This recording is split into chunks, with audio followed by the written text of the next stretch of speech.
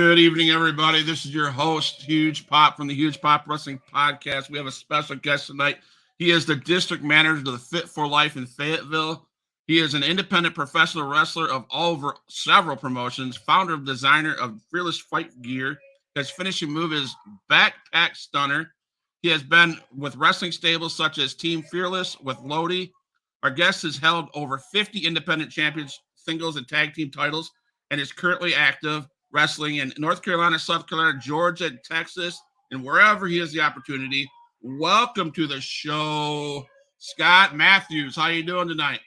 Good. How are you? I'm doing wonderful. Hi, Kim. Thank you for jumping in. It's cold up in Michigan. I can guarantee that. So, Mr. Mathews, I have to say, man, as a kid, I loved wrestling, so I would imagine that you had that same passion as a kid growing up. Can you talk to us about your experiences as a kid, what you used to watch, what you liked, who your favorite ones were? So kind of, I guess, a little off the beaten path, but I grew up in a little town called Port Angeles, Washington, up on the Olympic Peninsula in Washington State. And there was about a 30-minute ferry ride you take across the Strait of Juan Fuca and end up in Canada. So my earliest interactions with professional wrestling was, of course, Stu Hart's Stampede Wrestling, Portland Championship Wrestling, and then things like NWA Pacific Northwest. So I grew up predominantly on like the smaller wrestling promotions, armories, civic center, stuff like that. And I believe I was probably around 8 or 9. We started getting the Mid-Atlantic stuff.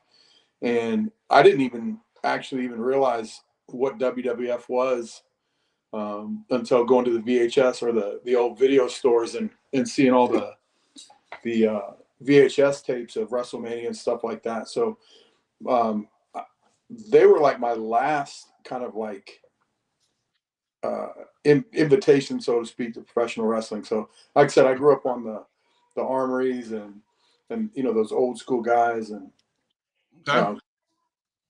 yeah, definitely.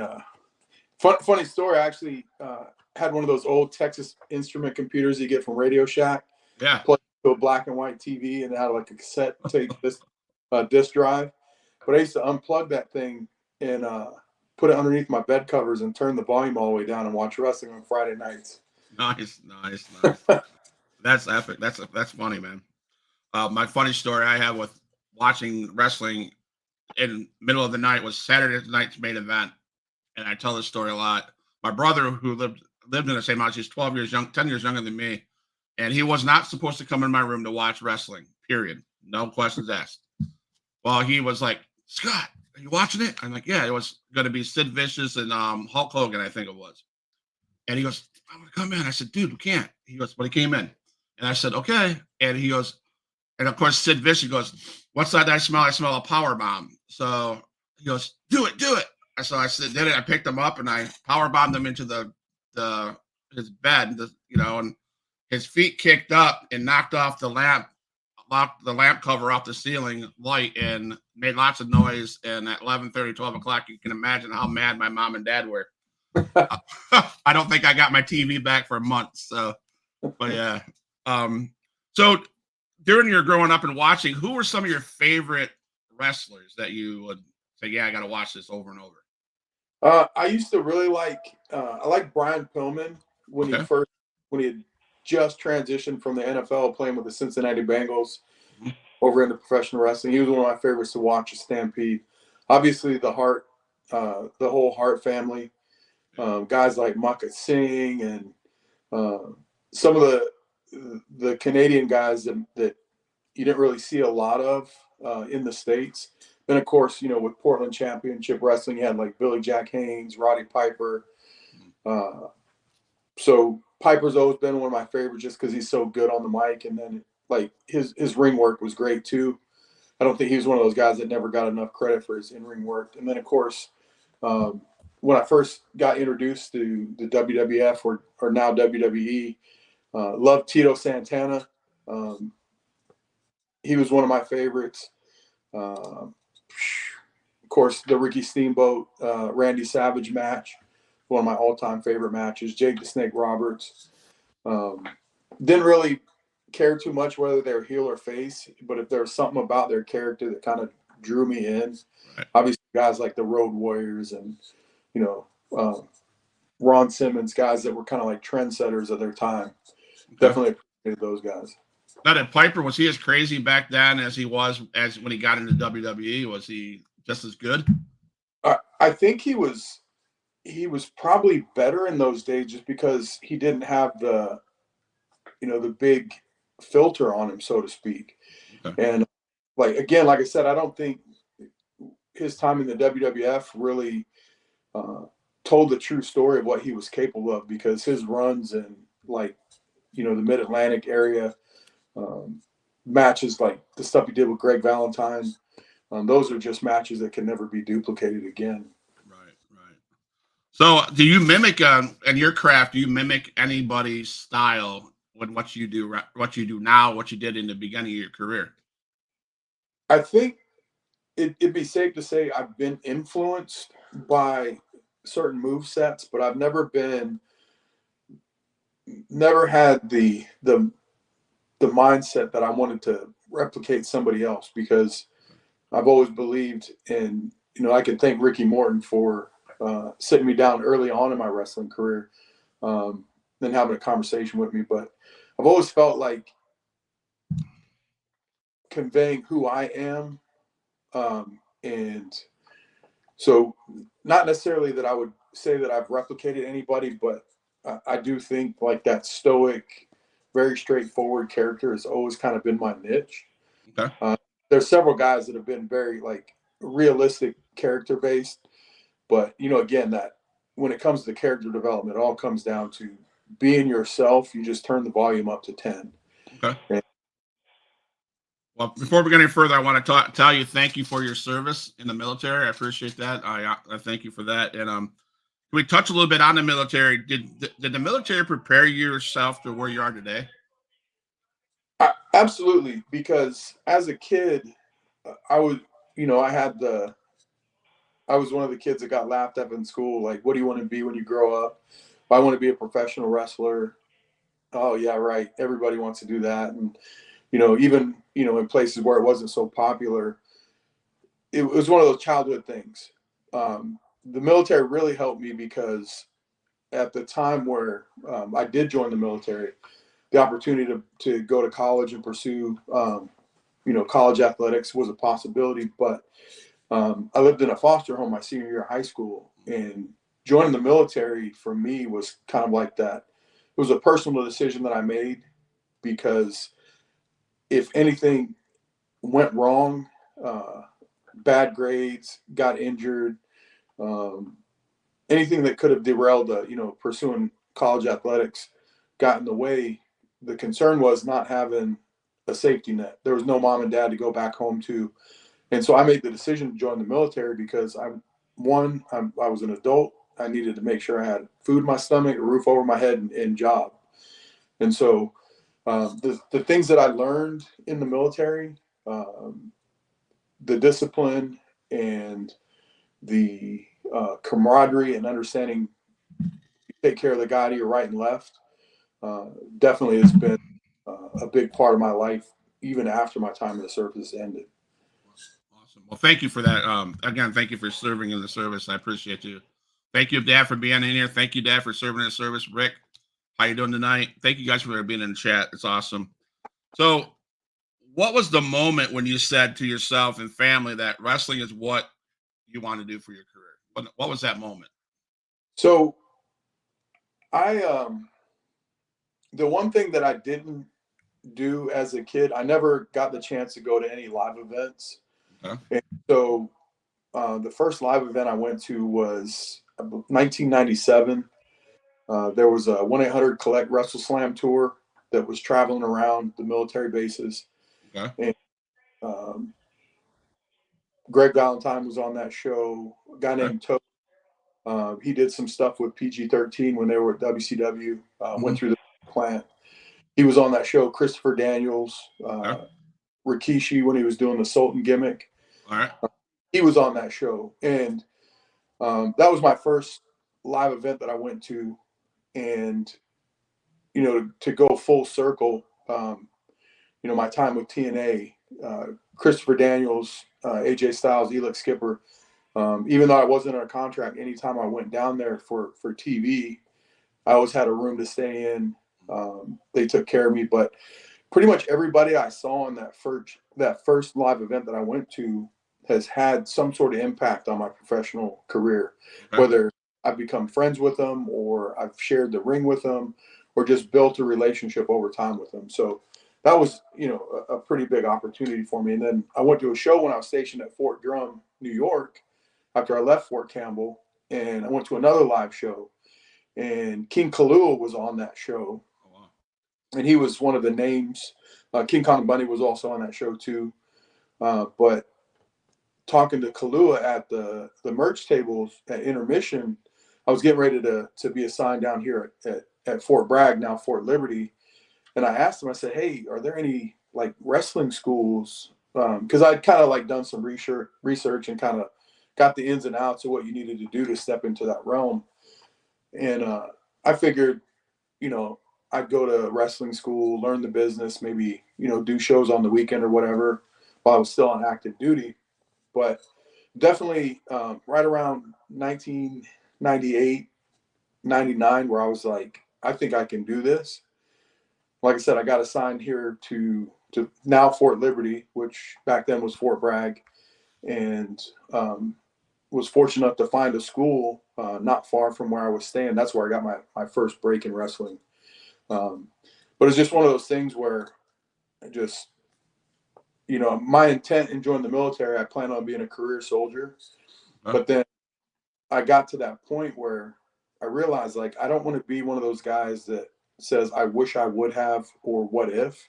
Mm-hmm. And so I took a gamble and, I rolled the dice and decided I was going to give professional wrestling a shot because, like I said, I didn't want to miss out on the opportunity, that one thing I said I always wanted to do, right, so that somewhere down the road I'd be disappointed in myself for not taking the chance. Gotcha.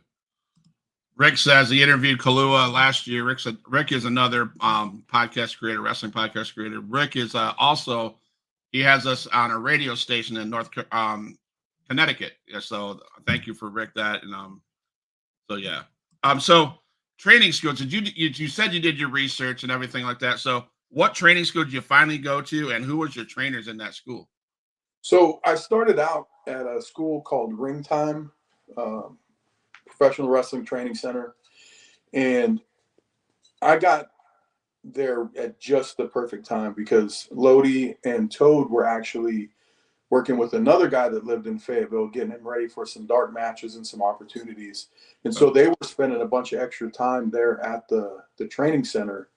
And my training partner, Ollie Steele, who I broke into the business with, we actually got ourselves in a little bit of a bind. We had a roommate that wasn't paying, that we were giving our rent money to, but he was keeping the rent. And so we ended up getting evicted. Well, the guys at the wrestling school, actually, there was a room up above the ring. And so we stored our stuff up above the ring and we slept in the ring at night. Wow. And the cool thing about it is, like I said, Lodi and Toad were coming in to work with this other guy, and we were always there. So we just jumped in on the training. And that led to us meeting C.W. Anderson. And then C.W. started coming to the school and working with us. And then there was a bunch of wrestling politics and drama going on. And he's like, look, I've got a training center, a few miles down the road in a town called Newton Grove. I want you guys to start coming down and working with me. So we left Ring Time and went and trained exclusively with CW at his school. And we would go do shows Friday, Saturday night. And the one rule was, I don't care where you work Friday, Saturday, but Sunday at 12 o'clock, this is where you're going to be. So there were plenty of nights where we drive down to Georgia and then drive past the house to get to training on Sunday just to be there on time for practice. So, but yeah, CW definitely put the finishing touches on us and really gave us the tools that we needed to go to the next level, so to speak, when it comes to professional wrestling. So would you say Toad and C-Dub and Lodi are pretty much your best friends in the business, and your go-tos if you wanted to, if you need something, advice, or if you just need to talk? Um, you know, I don't see CW and Toad much anymore, but Lodi and I formed a bond because, like I said, roughly around, you know, somewhere 2005 ish, we started trying to do a tag team thing, and really just have spent so much time on the road together. He's always going to be someone that I consider beyond friends. He's a brother to me.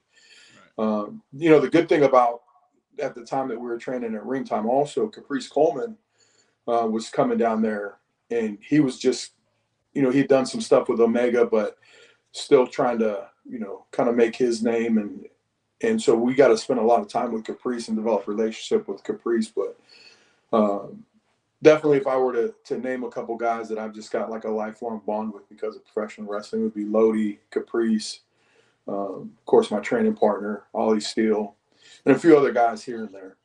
Awesome, man. I get the chance to interview Caprice, I think, in 2 weeks or next week, maybe. I don't know. Can you share some memorable moments of your early career and like your first match and how was that? So my first match was actually pretty cool because another promotion is running the same armory that I wrestled my first match in, and I didn't even actually realize it was the same building until actually it would have been last weekend. We did a show down in Wilmington, and they were like, "Yeah, no, this is the same armory. They just renovated it." But my first wrestling match would have been February of. We started. It would have been February of 2001, and it was for ACCW, Joe Wheeler's promotion. Okay. And I wrestled a guy named Mark Ash. They had a TV. So my first match was like on a local TV program. I think I did 2 matches that night, but it was one of those opportunities where, being in the ring with somebody that had been around for a while but didn't have the level of training that, I was fortunate enough to have at that time. So it really was a good test for me to kind of show people my ability to lead and follow in the wrestling ring, so to speak. So definitely one of those matches that, it wasn't the best first match, but it wasn't the worst either. Right. Okay. But it was definitely a lifelong memory too. All right. Well, I'm gonna say we talked about this last actually on through chat. I'm gonna laugh at this. I learned today not to trust what Google says, not to trust what Cage Match says, not to trust what Wikipedia says, because I thought your signature move was the Holy Ghost. That's what it says.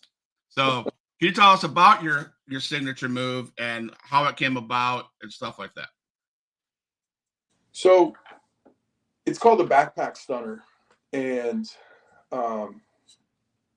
actually I had done some stuff with Jay Briscoe. I'd been on a couple events with Jay Briscoe, and he was doing a version of the backpack, and it was just one of those moves. It wasn't really a finisher or anything like that, and the way he kind of set it up was, again, it was a move to kind of like change the tide of the match, so to speak. But after kind of like adapting it and making it my own, that's when I really felt like I had something that I could work with. But again, it's very simple. Typically, I just pop a guy up on my shoulders and I swing his legs around and catch him before he slides down off my back, and I just lock the head in and I sit down with him. So, very similar to the stunner we all know and love, but that simple little twist of actually wrapping the guy's legs around so that I'm not catching him while he's standing. I'm actually controlling the wrap and the actual finish itself. So how long did it take you to master that? That seems complicated. Well, the basics of the move were pretty simple. It was literally just walking through it. And I tried a couple different setups until I found the one that I felt worked best for me. Okay. And like I said, just that shoulder setup, almost like it, again, you got Lesnar, the F5, and, John Cena's finish. A lot of guys have used the shoulder load to kind of set up and make the move look more devastating. And again, at the time when I started doing it, I was pretty big, between like 260, 270. So it just made it look that much more impressive for a really big guy just to pop somebody up in the air and, kind of manhandle them into that actual finish itself. Okay. I know we talked about favorite match or the first match, but matches and other than just other stuff in the business, what would you say are your career highlights? Not just matches, but I'm so proud of this. So I can think of two moments that really just meant the world to me. I've got another really good friend. He wrestled as the bounty hunter, Cowboy Willie Watts.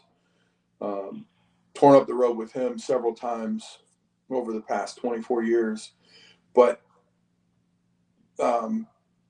we had a chemistry because of our friendship outside of the ring that, and every so often, I think every wrestler has that one or two guys that they can push each other just a little bit harder.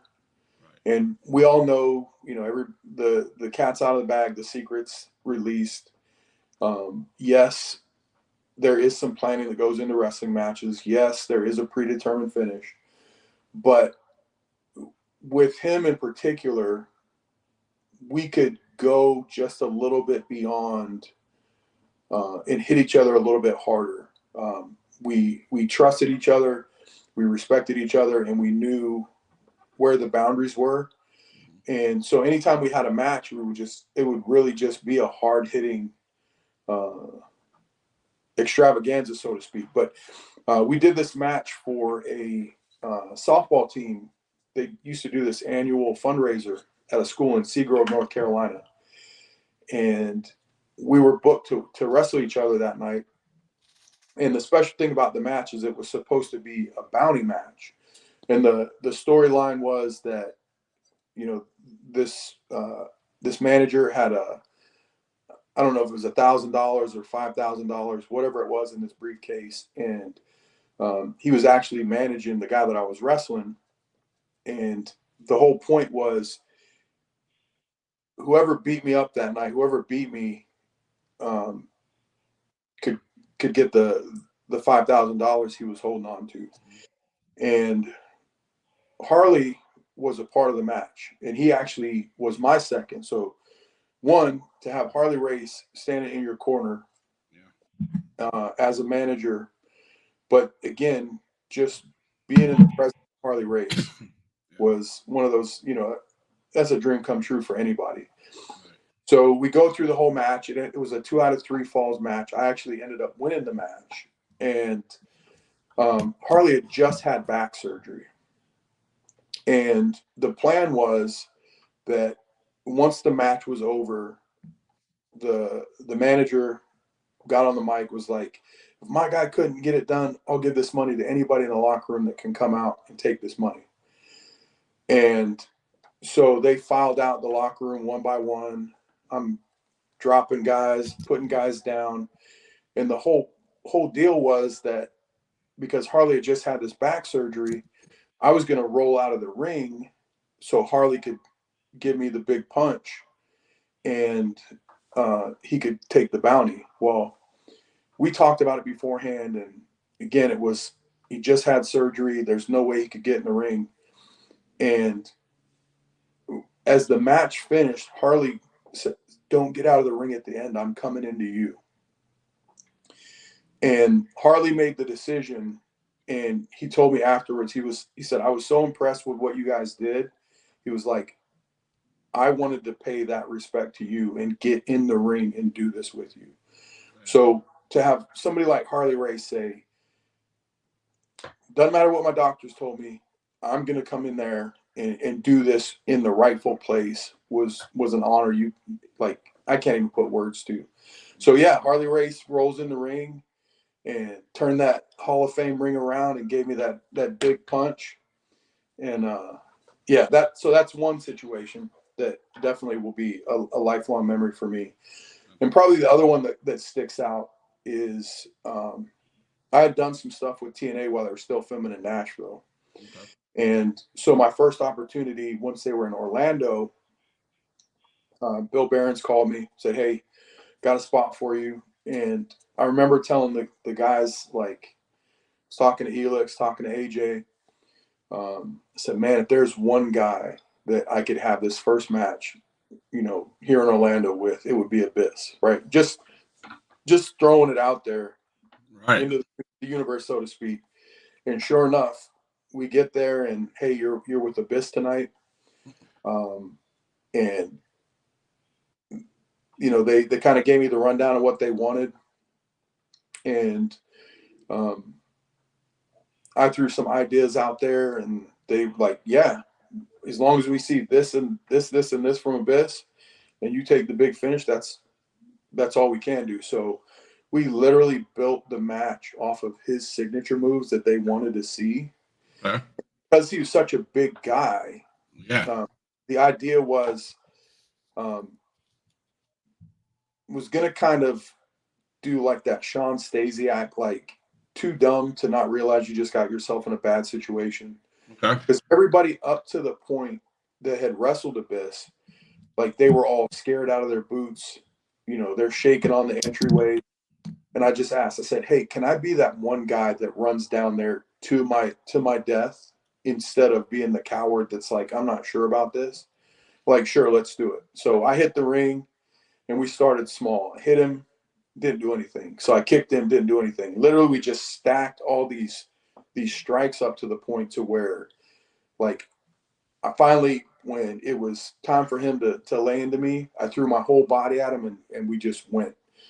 But everything, I mean, I couldn't have asked for a better opportunity that night. And get back to the back, and as I'm walking through the curtain, Bill Behrens looks at me and says, if that didn't get you a job, I don't know what will. Wow. And so to hear something like that from somebody that's done so much for the business, was so much of an intricate part of what was going on at the time, that was just one of those things where you finally feel like you've arrived when somebody that knows says something like that to you. So that's definitely one of those moments. Absolutely, man. I have a moment. Do you mind if I share a cool moment that just happened to me like the last 2 weeks ago? Absolutely. So I'm doing this podcast, you know, and we interview lots of people, and I mean, to sit in front of you is just, I'm humbled and it's amazing. And I get this. I'm doing this podcast, and Herb Simmons from SICW from up in St. Louis. He's been in the business for 51 years. He's been with Harley Races, the Bruiser Brodies, the Von Erichs, and stuff like that. He calls me up. He texts me and says, "Can I call you after your podcast?" I said, "Sure." And so he calls me up and he says, "You know who Barbara Goodish is?" Cool. I've heard her name, you know, and I'm like, "Okay, yeah, it's, you know, Bruiser Brody's wife, you know, of course." And he's passed, yeah. You know, he goes, "There's been 5 or 6 people that have wanted to interview Barbara Goodish. She's coming up to St. Louis in this end of this month." And he says, "I want you to have the opportunity to be the first one to interview Barbara Goodish. Do you want to do that?" And I'm like, yeah, you know. So he goes, you don't understand. He told me, you don't understand how good you are and how your name is up in the St. Louis area. He goes, keep on doing what you do. And he goes, that's the only reason why I wanted to call you, to give you the first opportunity. I'm like, heck yeah.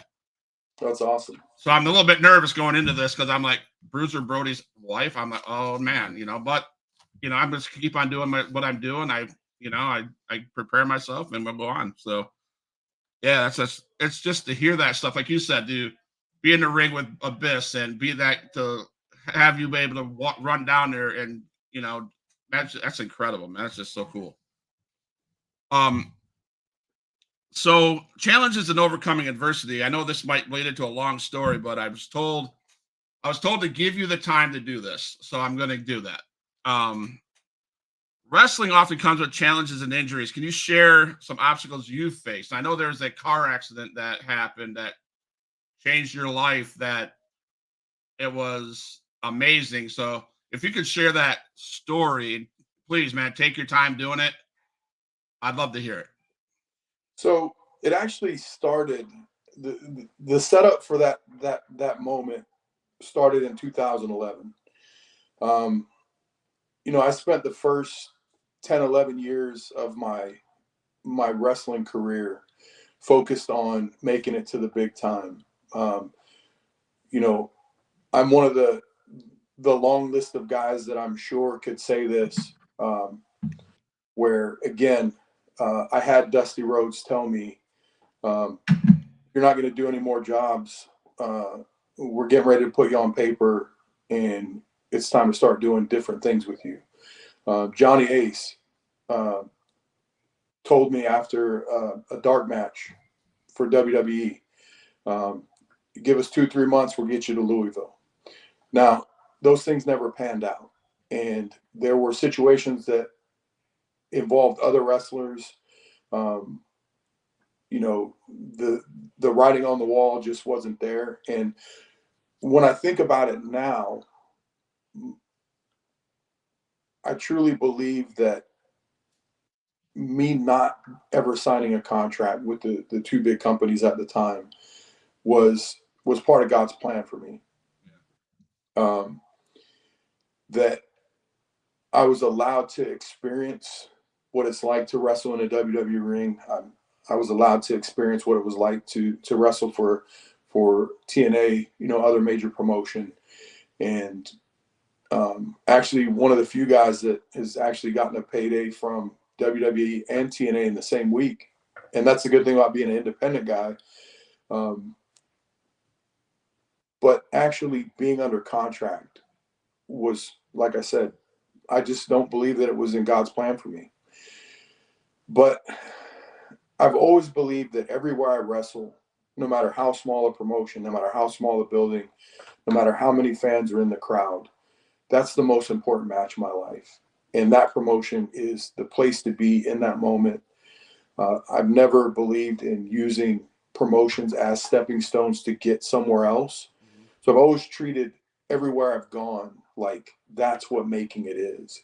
And Right. I think that's one of the lessons I learned from watching wrestling as a kid in the Armory shows and growing up on those smaller venues. And again, to be able to wrestle in front of 5 people and wrestle in front of 10, 15,000 people, those are opportunities that I'll never, you know, I've experienced them. They'll always be there for me. But again, I think God had different plans for me. So that really kind of started coming to fruition about 2011. My company had moved me down to Augusta, Georgia, and I was, working at a gym on Fort Gordon, the military base there. And I came home from the gym one night, and I turned on the BET Music Awards. And I grew up uh, in when rap music and R&B was like really big in the 80s, and Heavy D and the Boys were like one of my favorite Yeah. performers. I like, they did all the cool dance moves and cool songs, and they got all the girls and stuff like that. And this was actually a replay of that award show, but it just so happened to be right after he passed away. Okay. And so I was watching to see his last live performance, and they do this thing where they have artists from different places freestyle. And so there was an artist that performed. I had no idea who he was. Goes by the name of Lecrae, Mm. and he was performing on this show, and his verse was so counterculture to everything that everybody else was talking about in their verses. And I stopped for a minute, and I'm like, wait a minute, this guy is something. Like, I was really impressed by his performance, his wording, his phrasing, the whole nine, very creative. And so I'm like, I'm gonna watch that again. So because it was a replay, it was already on YouTube. I went back and listened to it on YouTube. Okay. And I said, wait a minute, this guy's a Christian, right?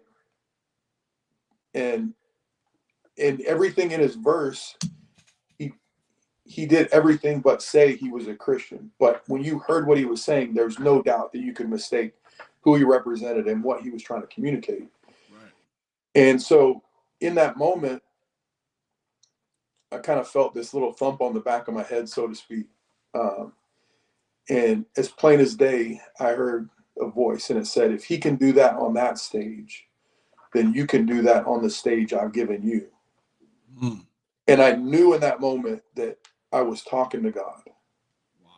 And I said, but God, I cuss like an airborne ranger. And at the time, aside from, working in the gym, I was doing club security. I've done security for national level recording artists. I've done their escort, their safety, close personal protection, stuff like that. And so I guess it's safe to say that my playlist at the time wasn't, the best. And I heard again, like his response to I cuss like an airborne ranger was garbage in, garbage out. My iPod's sitting on my bed next to me. I'm like, but God, what am I going to listen to at the gym tomorrow while I'm working out? I just showed you. So I picked up my iPod and I cleared probably close to 1,100 songs off my iPod. And, again, fast forward, but then I'm going to rewind. So, again, the next day I found a bookstore that sold Christian music on my way to work. So I stopped and grabbed a couple things. And once I got to work, I downloaded, put them on my iPod. But now going back to that night. So after he kind of told me, hey, garbage in, garbage out, I said, but God, I can't remember the last time I opened the Bible or went to church. You want me to use wrestling to talk about Jesus? Like I don't even have the tools for that. Well, this is a Tuesday night. You drive by a sign to and from work every day, Bible study, 8:00 Wednesday night. The next day it's Wednesday. Oh, okay, I guess I'm going to Bible study tomorrow. And then my third argument was, but God, there's not a wrestling promoter on the planet. And at the time, I didn't know about CWF. Okay. And they'd been up and running. I just didn't know about them. And I said, but God, there's not a wrestling promoter on the planet that's going to want me to body slam somebody, jump off the top rope in a pair of spandex tight, and jump up and start talking about Jesus. And again, it's plain as day. Just wait for the phone to ring. About 45 minutes later, my phone rang. And it was a promoter calling me. He just started a promotion. I actually knew him because he had worked with another promotion that I'd spent quite a bit of time with in North Carolina. He said, hey, I've got some shows coming up. We'd like to bring you in. This is kind of what we want to do. And I said, well, can I share something with you right quick? And I told him exactly what I just experienced like 45 minutes before that. And he said, oh, you want to come share your testimony after your match? Why not? It's the perfect time. It's the main event. The show's over. The stage is yours.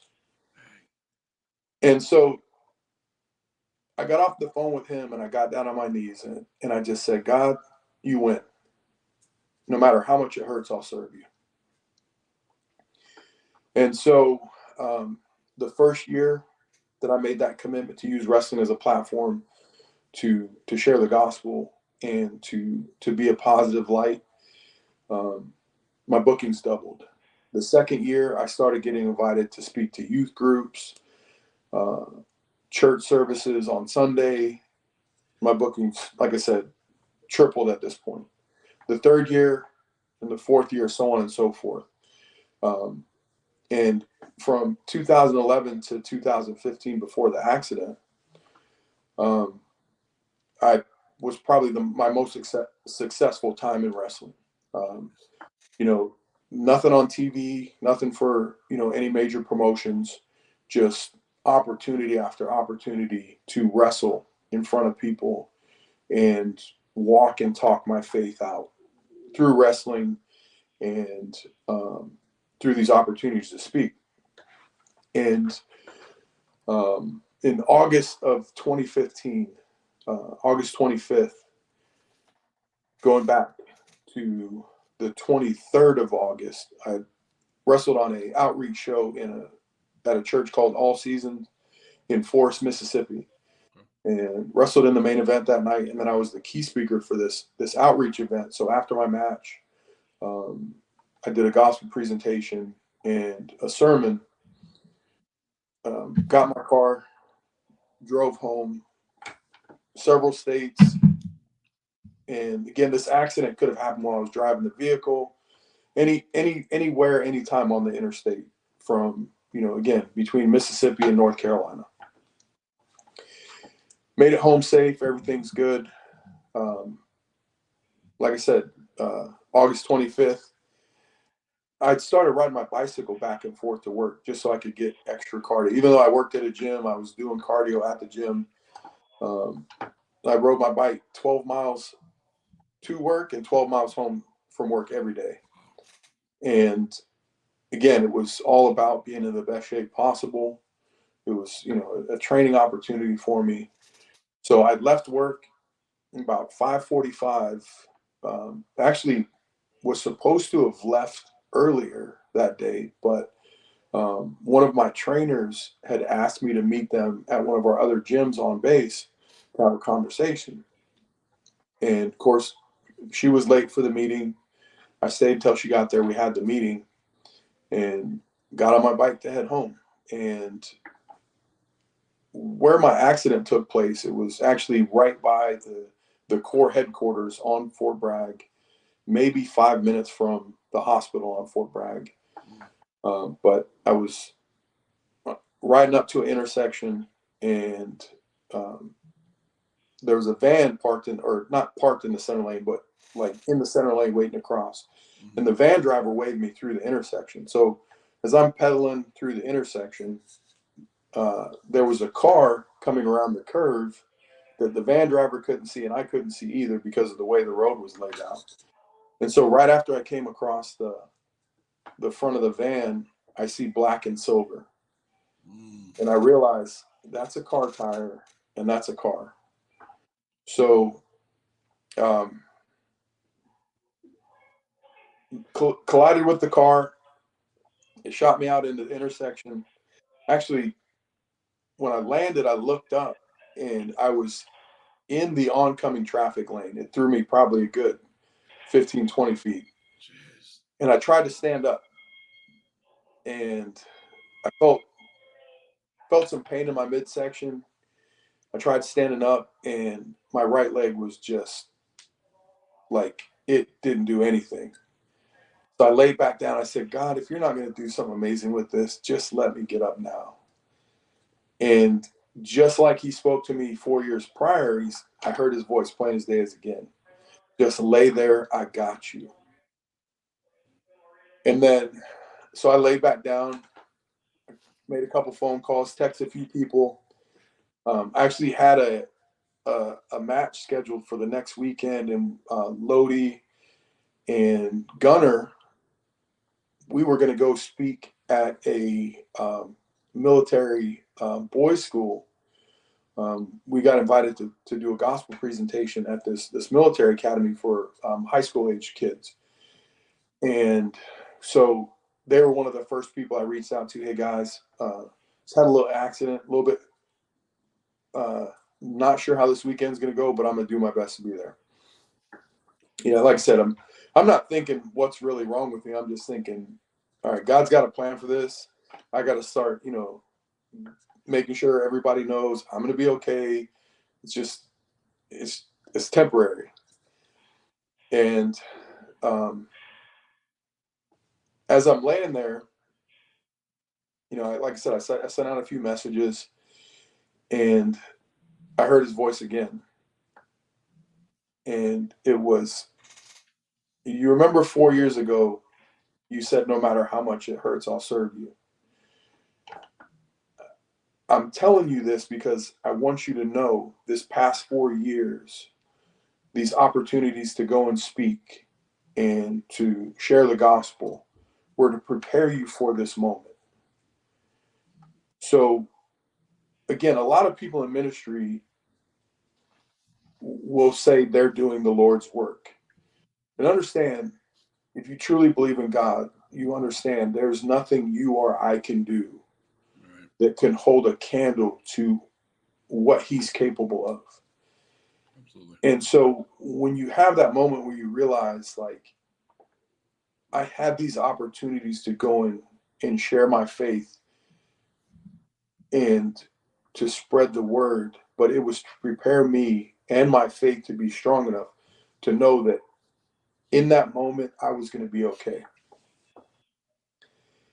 So just like he taught me all these lessons throughout my entire life, in this moment I learned what answering that call 4 years prior truly saved my life.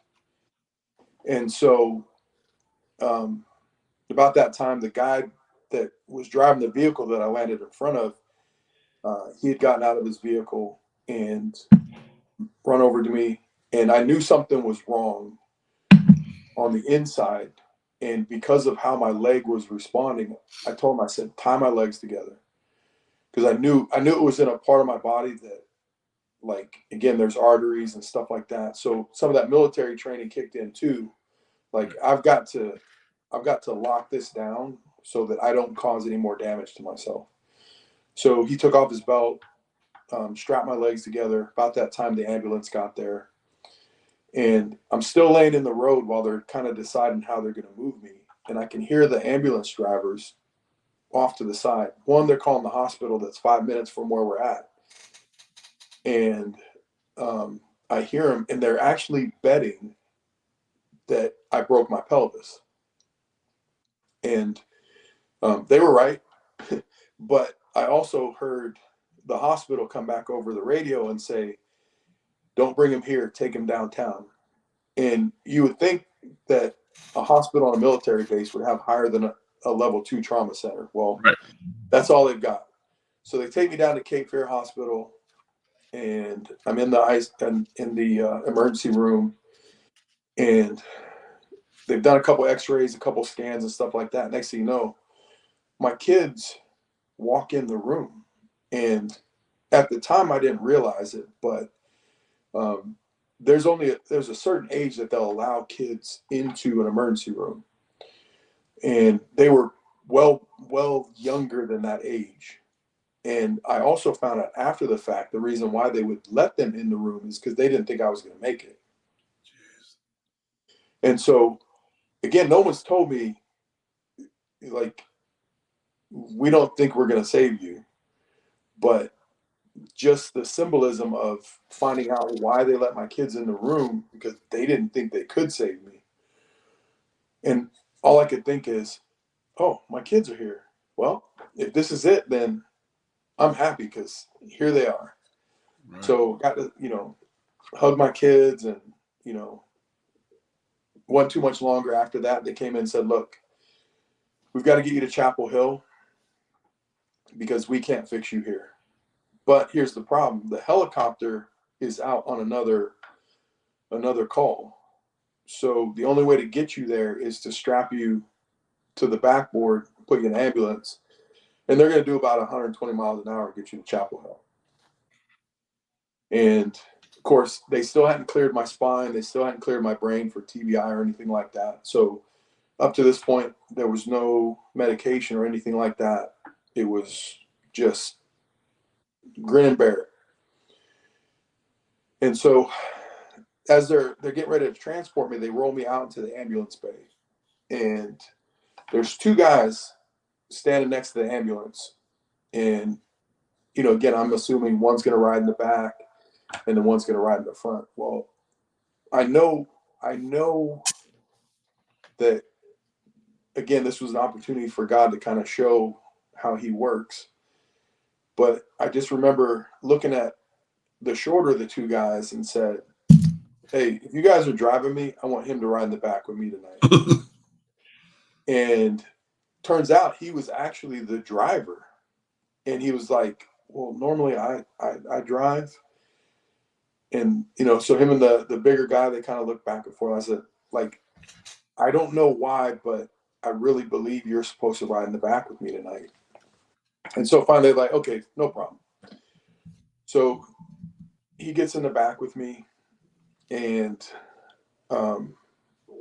we start talking, just, you know, just a casual conversation. And again, I know where I got the strength to have that conversation from, but it was one of the easiest conversations I've ever had, you know, talking about family, talking about what we do when we're not in an ambulance. And he shared with me that he had been struggling because he actually lived down in Wilmington and was driving back and forth to Fayetteville every day to work as an EFT while he finished up his nursing degree. And he had a baby on the way, and it was taking a toll on him. Mm-hmm. So I prayed with him, shared the gospel with him, and just, again, saw an opportunity to leave some hope.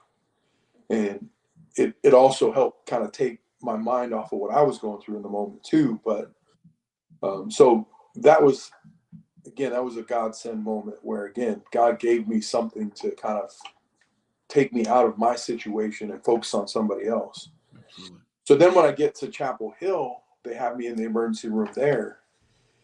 And they have the curtains around me, and I can hear in the kind of the booth next to me, this whole family, they're wailing.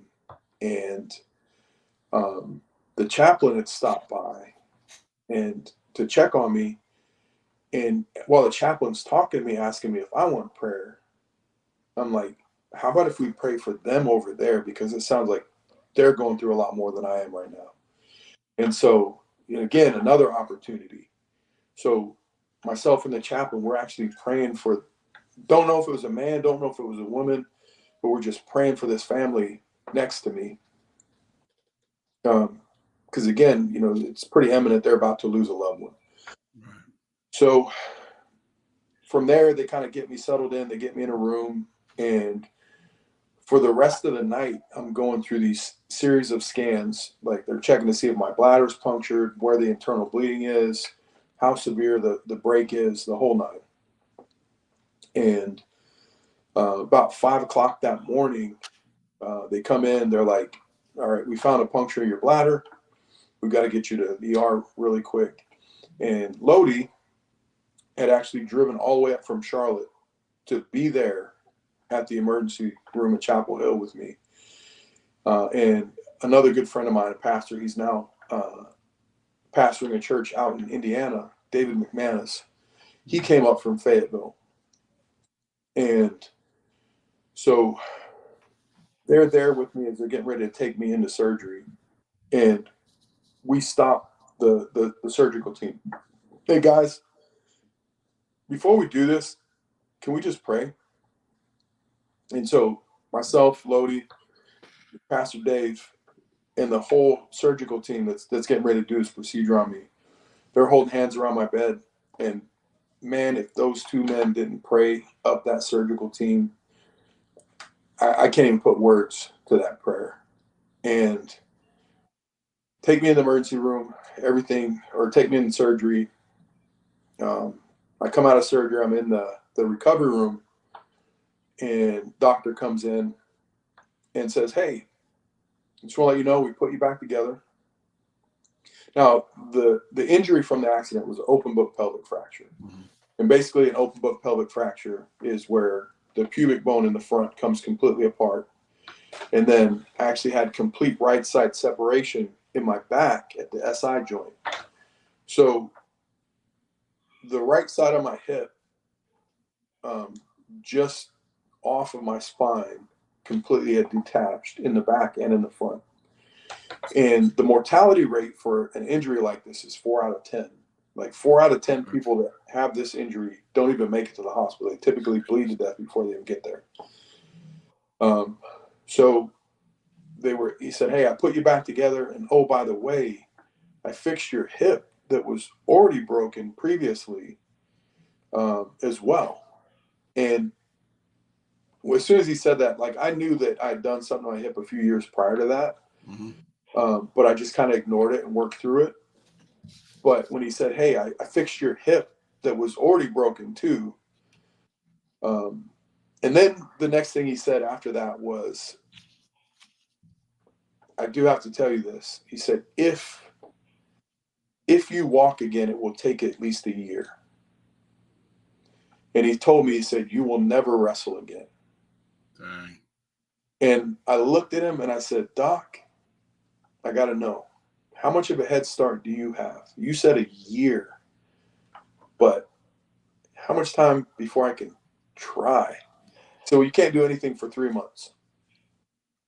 And just gonna kind of give you an idea how good of a brother Lodi is. He was like, "I'm taking you to Charlotte. You're staying at my place. I'm gonna help you recover." So go to Charlotte. Again, I can't really do anything. I'm in a like if I'm up and moving around, I'm in a wheelchair. I'm using crutches. Can't put any weight on my leg. He had a few friends that had some um, therapeutic experience, so I got some physical therapy and tried a couple different things. So I went for my 3rd month checkup. Um, the doctor made me do a rock test after doing a couple bone scans, and I passed the rock test. And he said, "Look, if you want to try walking, you can go ahead and try and walk. Just take it easy." So as soon as I got the okay to try walking again, I called my boss. "Hey, look, I haven't been able to work for 3 months. The doctor told me I could start walking again. I can use my crutches for the time being. I got to come back to work." So maybe I think it was like a day or two later, after getting the clearance, I went back to work and I walked in the gym on my crutches. And there's an older lady that's been working out at that gym probably going on 40 years now. But I'd known her since I was stationed at Fort Bragg in the military. And so, again, just going back there and working as a civilian after getting out, I kind of maintain that relationship with her. But I walk in on my crutches. She's like, "What are you doing on those crutches?" I said, "Well, I had an accident." It's like, "I know, but what are you doing on the crutches? It looks like you're supposed to be walking." And I said, "Yeah, well, the doctor did tell me I could go ahead and start trying." She's like, "Well, you got a week." And so, not want her to one up me, I'm like, "Give me 3 days." And I went home that night and I was like, "Why am I going to wait 3 days?" So I put my crutches down and I walked down my hallway. It was the worst thing you'd ever seen in your life, but I did it. And I was like, Praise "All right, God." here we go." So now keep in mind, it was 3 months and 6 month checkups. Well, my 3 month checkup was actually a few days before the 3 month mark. And I got cleared to start walking again. And then my 6 month checkup was actually a week or two early from that 6 month checkup. So I go for that 6 month checkup. Now, by this time, I'd already started lifting weights again. I was trying to do box jumps and, again, just really just focused on getting better. So when I go for my 6 month checkup, I've got a video of me doing box jumps that I showed to my doc. He's like, "I really wish you would have asked me about that first, but you know what? No problem." So they do my bone scans, all that stuff. He said, "Look, I don't suggest this, but your bone scans came back. Your bone density is actually stronger than it was before your accident. And from everything I can see, there's not going to be issues with the plates and screws. So if you want to go back to that crazy life, you can go ahead and start wrestling again." Wow. So now keep in mind, he told me if I walked, it would take me at least 8 months. Told me I'd never wrestle again. Right. And at 6 months, I was walking. Well, actually, 3 months and a couple days, I was walking. And at 6 months, I was lifting weights, working out, doing box jumps. And my doctor says, "If you want to wrestle again, you can." Dang. So I waited 2 months, actually went and did a little bit of wrestling training just to make sure that, I wasn't going to be super, super rusty getting back in the ring. At the 8 month mark, I had my first match back from an injury that, again, one, should have cost me my life. Two, there was some very hard, very strong, "you'll never do this again." And again, it really didn't have anything to do with the training that I was doing. It didn't have anything to do with my physical makeup. It all came down to trusting God and knowing that He was going to guide me through this. And so, again, when you go back to the very beginning, the first thing I said was, God, if you're not going to do something amazing with this, just let me get up now. And again, He said, just lay there, I got you. And sure enough, He did something beyond amazing. And so again, you know, when you look at the big picture of things, like God doesn't need me to be a professional wrestler, right, and talk about Jesus, because all we're called to do as men is to follow our Savior. You know, accept Him as our Lord and Savior, and follow Him. Love everybody, treat people with respect, and again, just give your heart and your mind to Him. And so for Him to allow me to get back in the wrestling ring after an accident like that He'd allowed me to use wrestling as a platform in order for me to grow and study and strengthen my faith. Again, nothing about my calling to serve or the recovery process really had anything other to do with me other than just believing in Him, knowing that He was going to have the answer and that He was going to provide a way. wow. And so again, when I look back now, the accident was 8 years ago, and here I am. I'm 50 years old. I'm still able to compete at a high level. I'm still able to have some really good wrestling matches. And, at my age alone, to be able to maintain the physical condition that I'm in, but then also to have gone through that accident, that injury, and come out the other side with, nothing more than a limp when it rains or, a long car ride. And know that, again, God has had a plan for me my whole life. And all it took was for me to answer that calling. And He's done the rest. Amen. Wow. That's impressive. That's amazing. Praise God for that. Thank you. I don't have words except for praise God, man. Oh my gosh. Wow. JT was right. He said that let him go. Let him tell it, because I'm like, so I got some people popping in. Adrian Whisper, I don't know if you know who he is. He knows who you are. He says, absolutely. We actually we actually had a brief run as the tag team champions at Virginia Championship Wrestling a little over 20 years ago. Well, I can tell you a little bit of the story about Adrian Whisper. Okay, I live in the Panhandle of Florida, and I was getting irritated that there's no wrestling promotions, or WWE doesn't come down to Panama City or Pensacola. So I'm like, I'm never going to see a WWE event. I'm never going to go to whatever. Anyways, I'm flowing through Facebook, and I see this XIW, Extreme Impact Wrestling, Panama City. I'm like, oh, that's an hour away. I'm like, so I found Adrian Whisper on Facebook. I messaged him. I said, hey, this is my story. I'm a foster parent. I run an emergency shelter. I have 6 kids, 8 kids. How much does it cost? He says, bring them down. I'll cover it. And so I brought 6 of my foster kids down, and my son and I went down there. And it was probably the most unforgettable night. I'll never forget I'll never forget the independent wrestling event. And what I won't ever forget is Adrian's heart, where he brought 3 of the kids into the ring themselves, and he picked up 2 of my boys and showed them how a body slam felt, and how to do it. And these kids thought that was the coolest thing ever. That chair you see behind me, behind that Michigan flag, that's a chair that was used in that event that the locker room signed for me and for the kids. So yeah, good guy, great promotion. It's awesome that now I know somebody that he wrestled. Now I know that he's not lying to me. You said Panama City? Yeah. So I do want to share this right quick. My only experience in Panama City or anywhere in that part of Florida Mm-hmm. was at Camp Rudder, the third phase of Ranger School. Okay. So Nice.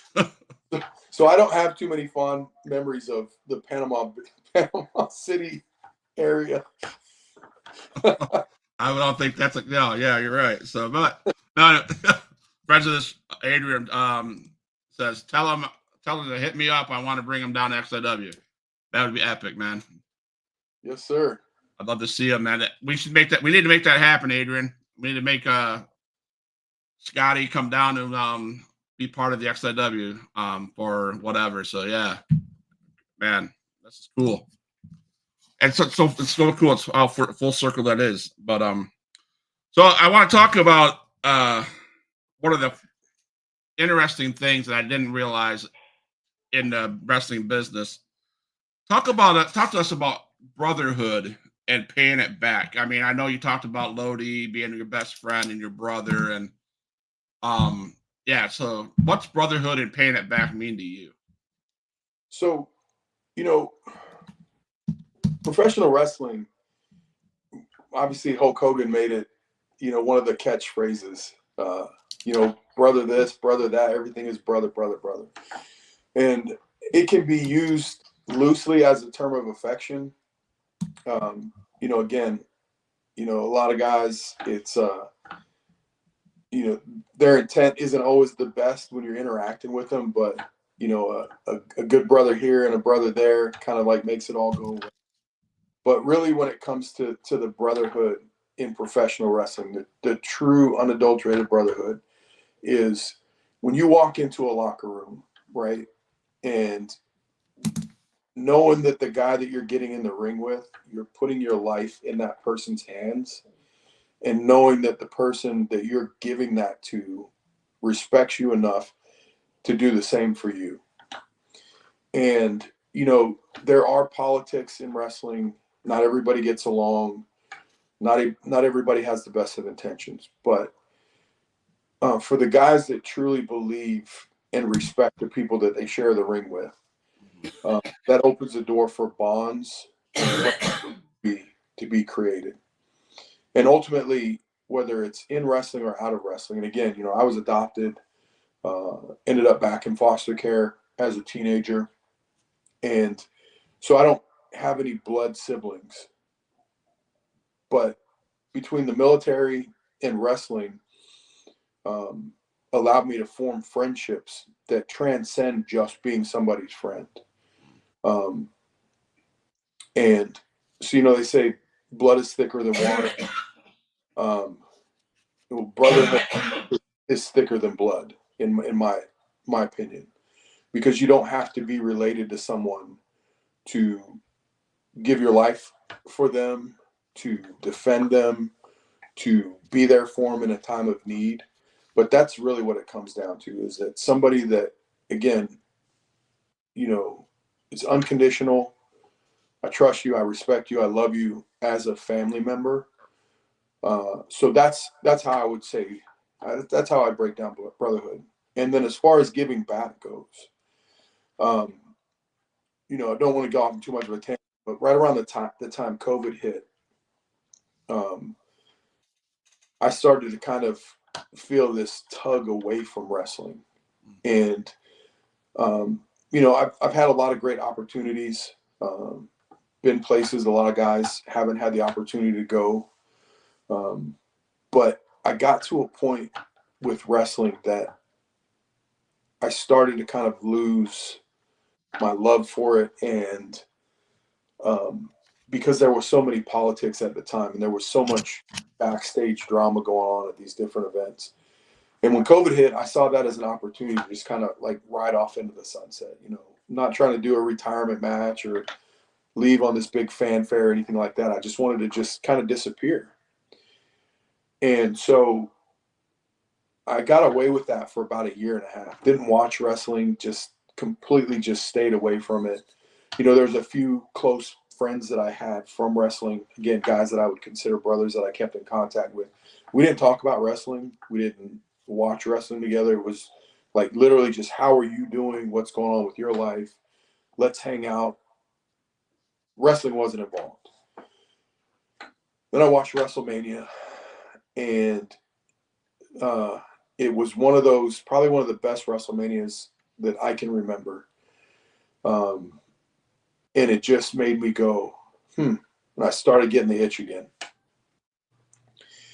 And so I made a couple phone calls to a friend that runs a faith and charity community service-based promotion. Baron Bola, he runs Wrestling with Purpose here in North Carolina. I reached out to him and just said, hey, Baron, I got the itch. I really don't want to come back and do a bunch of crazy stuff, but I'd love to come help out and do some outreach and some charity stuff with you. What do you think? And he was like, absolutely. So that was the start. And the thing about it is that time that I took off from wrestling, I got to a point where I realized I'm one of the older guys. And like I said, I'm 50 years old now. I can still hang with the 20-year-olds. I maintain my physical conditioning. So I can compete. But I wasn't coming back to chase the dream anymore. I wasn't coming back to try and get a job. I wasn't coming back to try and get signed or anything like that. And to be honest with you, when you're still competing with guys for jobs and slots, it's really hard to do anything other than be a positive role model or a mentor for them. But to really try and push other people to the next level when you're trying to go the same place they are, it's really hard to do. So again, like I said, my mindset was, when I came back, I'm coming back to leave it better than I found it. And again, like I said, I'm not chasing exposure. Like I said, I've wrestled here, I've wrestled there, I've wrestled in all the right places.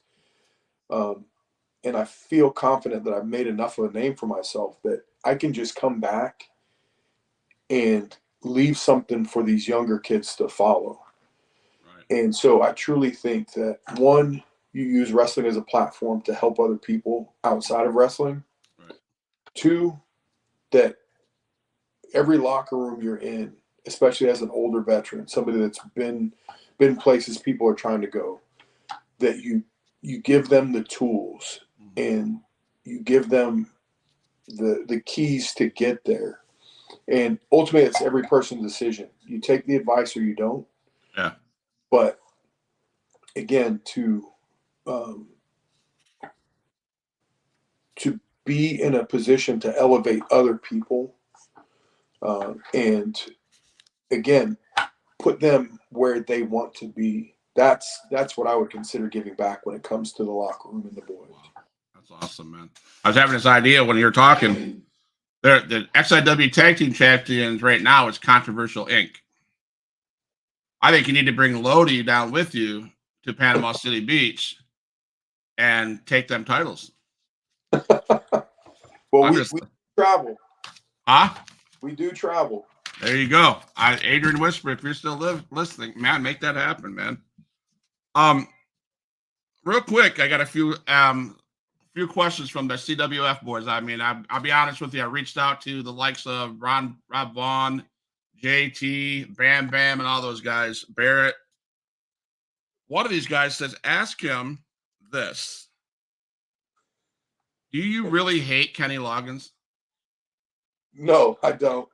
But that night was just one of those nights where you go, how much fun can we have on this show? And I'll never forget, I was at a show like early on in my career, and they actually played that song, the Danger Zone song from Top Gun, as a rib. They changed one of the wrestlers' music out as a rib, and he's freaking out backstage like, that's not my music. That's your music. It's your match. You got to go. And so I thought about it, and as we're kind of like putting that show together, I'm like, how can we make this as fun as possible? And because I'd always kind of wrestled as a good guy with the Christian Wrestling Federation, it was like, what can I do that's so absurd to just annoy the people to the point to where they boo me? And I was like, why don't I throw a fit about my entrance music? And the first song that came to mind was the Kenny Loggins Danger Zone song. Nice, nice. So, do you love the fans? How important are fans to you? And have you had any like interesting interactions with fans while you're in a match? Um, Prior to 2011, been in quite a few situations with fans that, again, some are like fun and entertaining, but then some are like that could have been really dangerous or really scary. Mm-hmm. So there's a few of those. But as far as how important fans are for wrestling, I mean, fans are the most important part of professional wrestling because one, if they weren't buying tickets, if they didn't love watching it, we wouldn't have a job.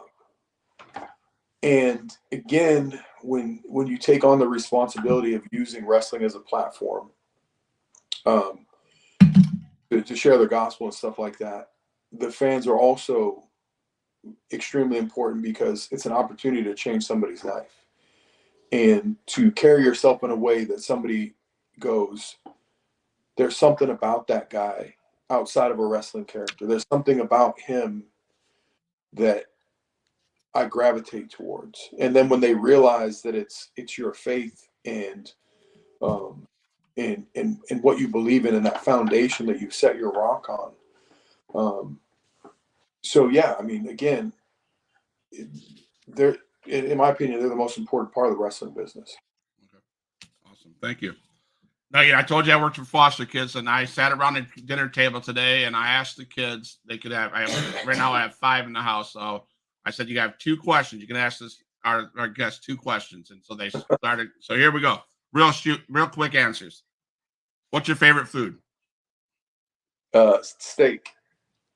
How much weight can you bench press?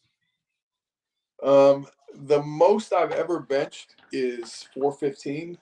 Okay. But the older I get, the lighter the weight gets, and I'm all about reps now. All right. Favorite flavor of potato chips? Ooh.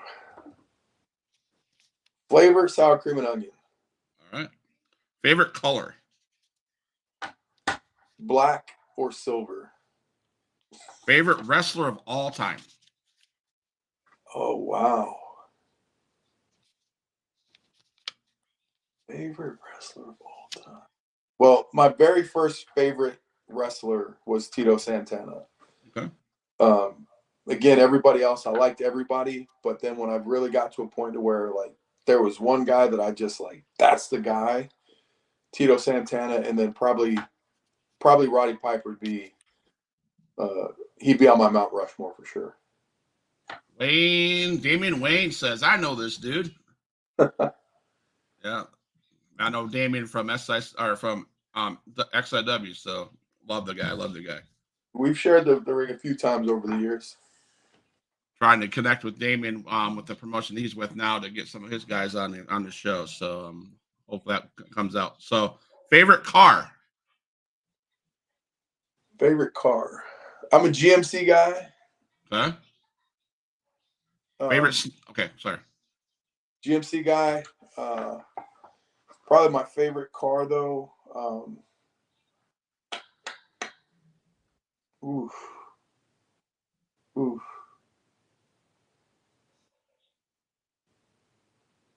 I'm gonna have to go with the Plymouth Roadrunner. Okay. Favorite snack? Ooh. Grass-fed meat sticks. Okay. What's your least favorite and favorite school subject when you were in school? Favorite subject, history. Mm-hmm. Least favorite, math. Okay. I don't know if I'm going to answer this question. I'm going to tell you how it was written. First thing you do when you get up. I pray. That makes sense. Favorite TV show? Man, right now I'd have to say probably Ted Lasso. Another one I just gonna repeat what they said. Do you like Rey Mysterio? Yes, love Ray. I've actually had the opportunity to spend a little bit of time with him, and he is everything anybody could say about him. He is just a great dude. What do you do for work other than wrestling? Well, aside from my screen printing business that I run out of my garage, I manage or oversee the management of 5 different gyms Okay. for a company called Fit for Life Health Clubs. Okay. Favorite animal, and do you have a pet? Yes, I have a dog who is part Staffordshire Terrier and Bernese Mountain Dog. Okay. But And my favorite animal is monkey. I love monkey. monkey. Okay. Do you acknowledge the tribal chief? Wait, did he just say he's a pet monkey? He says he loves monkeys. Oh. Do I acknowledge the tribal chief? Yeah. Absolutely. I actually have a relationship with the Anawahi family outside of the ring that came through wrestling, but I consider them family. Awesome. That's cool. I'm going to ask a question. I ask this question to everybody I interview. You went through wrestling. You're familiar with WCW. Who is the greatest WCW champion ever? Ooh. It'd have to be Flair.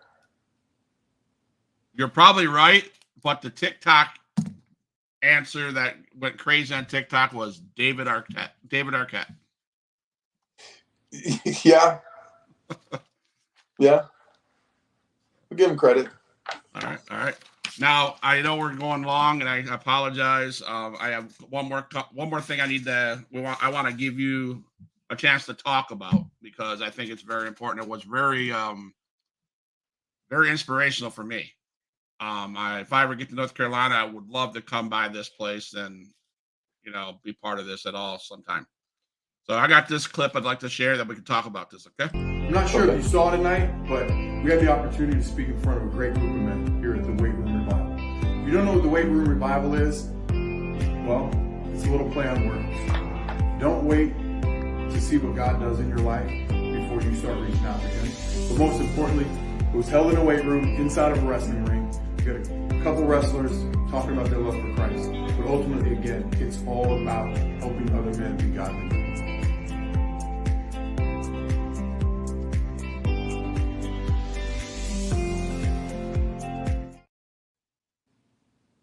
I was extremely impressed with that. Can you tell us about that? Can you talk about the Weight Room Revival? So this kind of goes back to after the last time Lodi and I did the WWE event together. We kind of went our own separate ways for a couple years, and everybody has their own struggles. He was going through some things, and I was going through some things. And when we reconnected, right around that 2011 time period, we had a conversation, and that's where we decided to form Team Fearless and start doing tag team matches again. But we had a talk one day, and like I said, it'd been a few years since we'd seen each other and really hadn't kept in much contact. And it just so happened that we both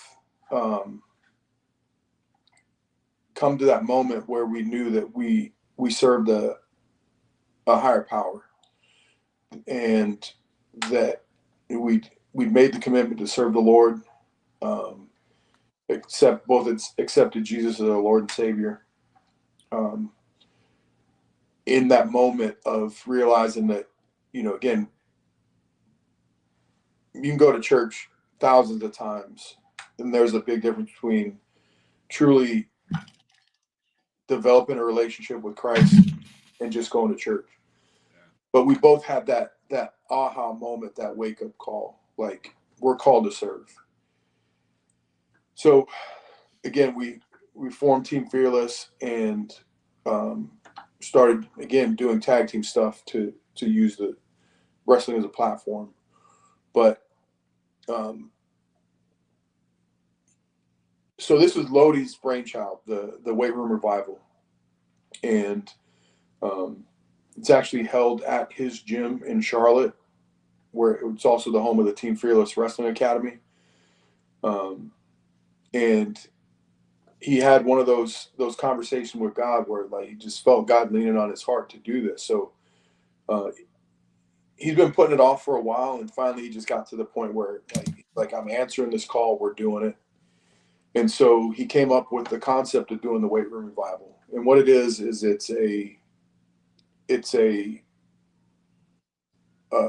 meeting for men, and our goal is to share our testimony, share our faith, share our message, and kind of help other men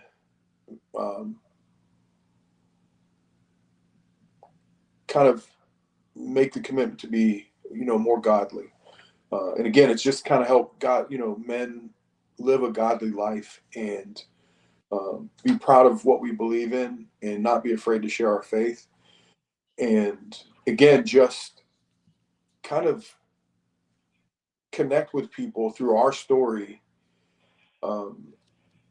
and make sure that people understand, like, it doesn't matter where you find your testimony, whether it's at rock bottom, you're treading water, or you're in the penthouse. In each of those three incidents or instances, your testimony has no greater value. You can be on top of the world and realize something's missing.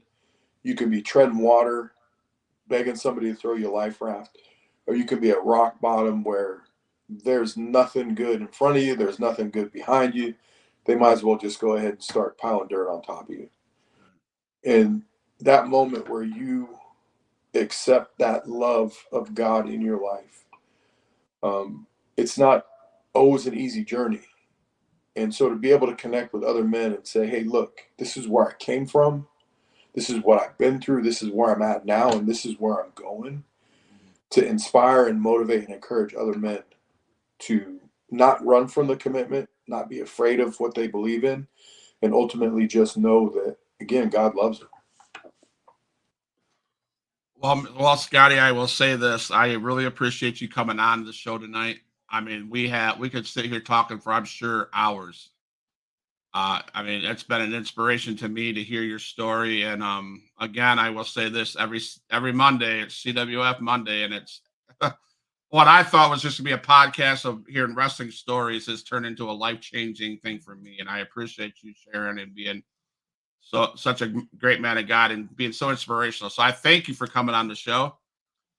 I'm going to keep on bugging Adrian Whisper to reach out to you, or you reach out to Adrian Whisper. I think it'd be cool to finally be able to meet you in person. I mean, I sit across the screen from you. That's just great.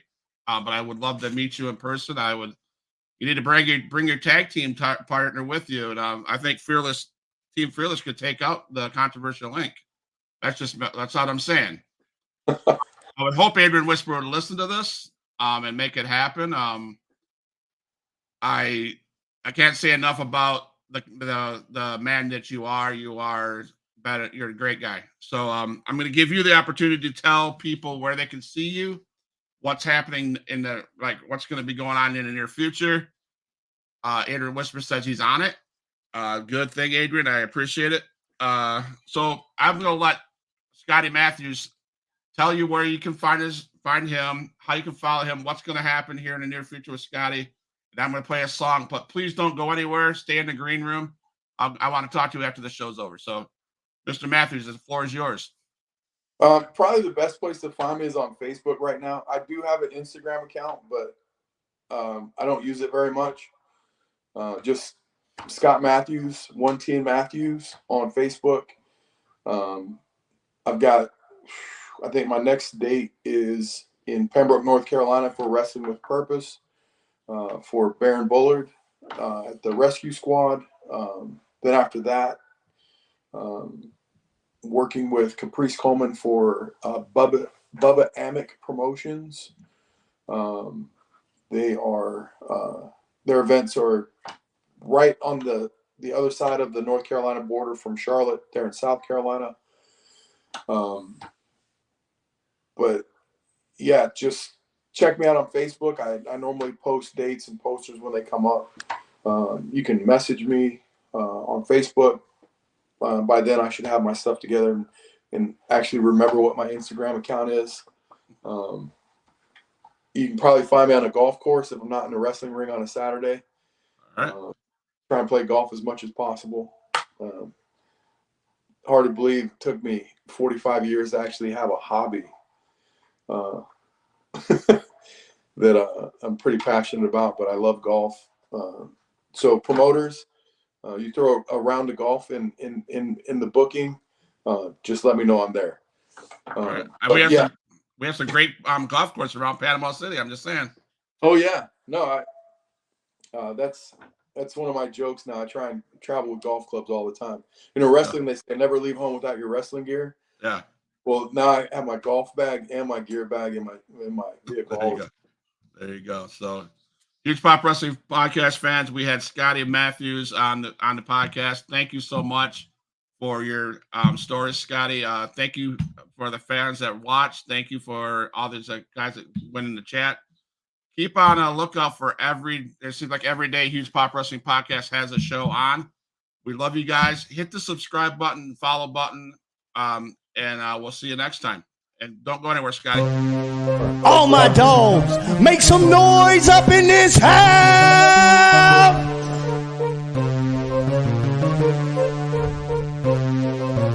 Who is in the house? Who is in the house? It's the gangster of destruction, so you know what's going down. And when the drive-by's coming, then you better hit the grind. Cause when your body hits the canvas, then your head is knocked out.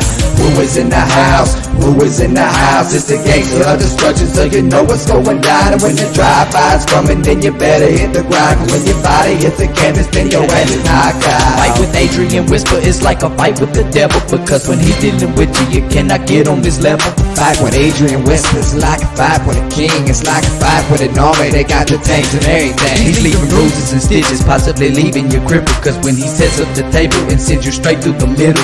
6 sadistic free, beat that ass with a light bulb. Leave a piece of glass embedded in the back of your skull.